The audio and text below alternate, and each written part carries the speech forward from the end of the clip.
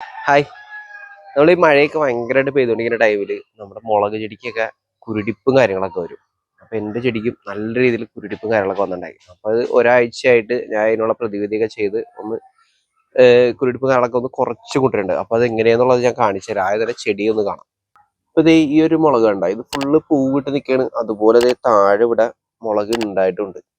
അപ്പൊ ആ ഒരു ഇതിൽ നിൽക്കുന്ന ടൈമിൽ ഈ മഴ ഇങ്ങനെ പെയ്തുകൊണ്ടിരിക്കുന്നതുകൊണ്ട് ഇത് ഇതുപോലെ ഇല ചുരുണ്ട് പോകുന്ന ഒരു പ്രശ്നം വന്നു. ഫുള്ള് ഇതുപോലെ തന്നെ ചുരുണ്ട് പോയേക്കായിരുന്നു. ഇപ്പതേ കണ്ട അടിയിലൊക്കെ റെഡിയായി വരുന്നുണ്ട്. അതുപോലെ തന്നെ മേളിൽ മാത്രമേ ഉള്ളൂ. ഇപ്പൊ ഇതിന് ഒരാഴ്ച കൂടി നമ്മൾ ഈ ഒരു പരിപാടി ചെയ്ത് കഴിഞ്ഞാൽ ഫുള്ളായിട്ട് ഇത് റിക്കവർ ആയി കിട്ടും.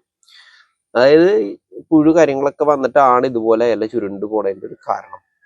ഇത് തുറന്നു നോക്കി കഴിഞ്ഞ് കഴിഞ്ഞാൽ ഇതിനകത്ത് ചെറിയ ചെറിയ സ്പോട്സ് നമുക്ക് കാണാൻ പറ്റും.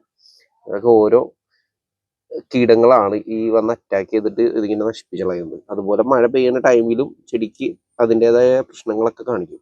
അപ്പൊ ഇങ്ങനെ നമ്മുടെ മുളകിന് കുരുടിപ്പും കാര്യങ്ങളൊക്കെ കണ്ട് ഇലയൊക്കെ ചുരുണ്ട് പോണ പ്രശ്നങ്ങളൊക്കെ കാണണമെന്നുണ്ടെങ്കിൽ നിങ്ങൾ ചെയ്യേണ്ടത് ഇത്ര കാര്യങ്ങളേ ഉള്ളൂ. അതായത് ഒരു 2-3 ആഴ്ച അടുപ്പിച്ച് ഈ കാര്യങ്ങൾ ചെയ്തു കൊടുത്താൽ മതി. ഒന്നാമതായിട്ട് നമ്മുടെ സൂഡോമോണസ് ഒരു 20 ഗ്രാം 1 ലിറ്റർ വെള്ളത്തിൽ കലക്കിയിട്ട് ചെടിക്ക് ആവശ്യത്തിനുള്ളത് മാത്രം അതിന് ചുവട്ടിലായിട്ട് ഒഴിച്ചു കൊടുക്കുക. അതിപ്പോൾ തിങ്കളാഴ്ച ചെയ്തതെങ്കിൽ നെക്സ്റ്റ് ഡേ ചൊവ്വാഴ്ചയായിട്ട് നിങ്ങൾ വേപ്പെണ്ണ, അല്പ സോപ്പ്, അതുപോലെ തന്നെ ഒരു അല്ലി വെളുത്തുള്ളി, ഇത് നന്നായിട്ട് മിക്സ് ചെയ്തിട്ട് അത് ചെടിക്ക് നന്നായിട്ട് സ്പ്രേ ചെയ്ത് കൊടുക്കുക. മേളിലും താഴത്തും, ഇലയുടെ മേളിലും താഴത്തൊക്കെ ആയിട്ട് ഫുള്ള് നനയത്തക്ക രീതിയിൽ സ്പ്രേ ചെയ്തിടുക. ഇത് മഴയുള്ള ടൈമിൽ ചെയ്യാണ്ടിരിക്കുക കേട്ടോ. മഴ ഒന്നും ഇല്ലാത്തൊരു ഗ്യാപ്പ് നോക്കിയിട്ട് അത് ചെയ്ത് കൊടുക്കുക.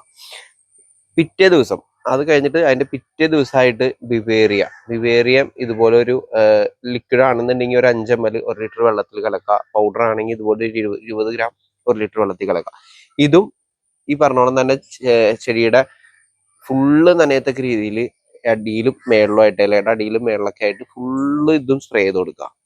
അതിന്റെ പിറ്റേ ദിവസം നിങ്ങൾക്ക് ചെടിക്ക് നല്ല പച്ചപ്പും കാര്യങ്ങളൊക്കെ കിട്ടാനും നല്ല ആരോഗ്യം കിട്ടാനൊക്കെ ആയിട്ട് എപ്സം സോൾട്ട് 1 സ്പൂൺ 1 ലിറ്റർ വെള്ളത്തിൽ കലക്കിയിട്ട് അതും ആവശ്യത്തിന് ഒഴിച്ചു കൊടുക്കുക. ഇങ്ങനെ 4 ദിവസമായിട്ട് ഈ 4 കാര്യങ്ങൾ ചെയ്തു കൊടുത്തു കഴിഞ്ഞാൽ സൂഡോമോണോസ്, വേപ്പെണ്ണ സ്പ്രേ, വിവേറിയ സ്പ്രേ ചെയ്യുക.